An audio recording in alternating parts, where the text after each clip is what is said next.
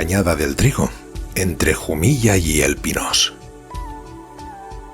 Pinós posseeix una gran quantitat de partides rurals i estant a cavall entre les províncies d'Alacant, València i Múrcia, de vegades és difícil dir a quina d'elles correspon, ja que els seus llindars s'entremesclen formant un mosaic de parcel·les multicolors perfectament cultivades, on predomina la vinya, els excel·lents brous de la qual són de fama reconeguda i apreciada dins i fora de les seues fronteres.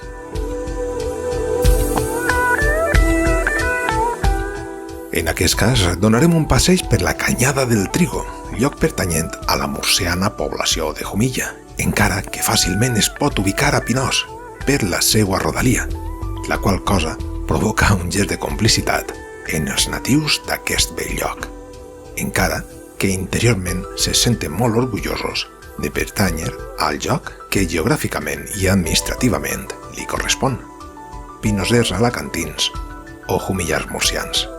Ells ho saben i són els seus arrels.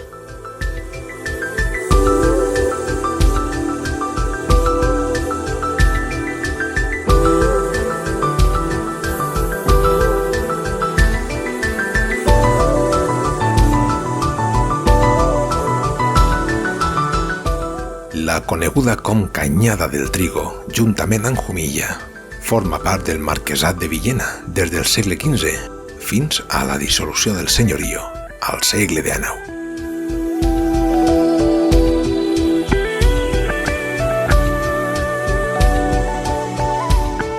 La Canyada del Trigo va tenir el seu apogeu en la sembra i recol·lecció de grans i cereals, on la fertilitat de les seues terres produïen generoses collites, que si eren abundants en quantitat, no ho eren menys en qualitat.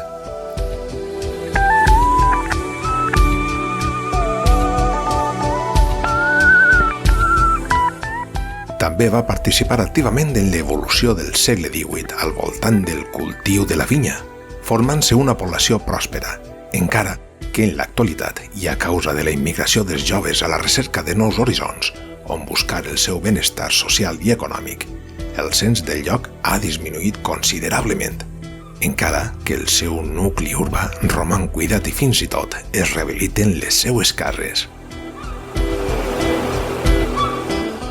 Cal ressaltar entre els seus carrers la plaça de la Mare de Déu del Remei, de clares connotacions pinoseres.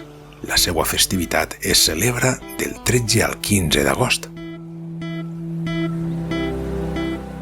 La seva església, l'escola rural i el consultori local del Servei Murcià de Salut, tot i que el seu conjunt conforma una estampa agradable a la vista, convidant a imaginar la vida rural que va fer de la Canyada del Trigo un lloc pròsper, en el qual generacions d'homes i dones van viure feliçment els seus dies, deixant el llegat que es pot admirar passejant pels seus tranquils carrers, on el sol jumillano i pinoser l'ompleix tot de vida, llum i color.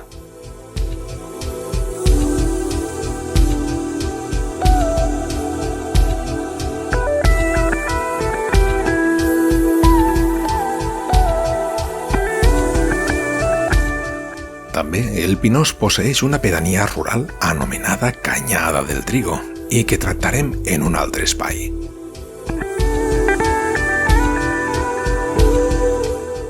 Canyada del Trigo o Canyada del Blat, any 2019. Fonts, llegendes urbanes i ajuntament de la pedania.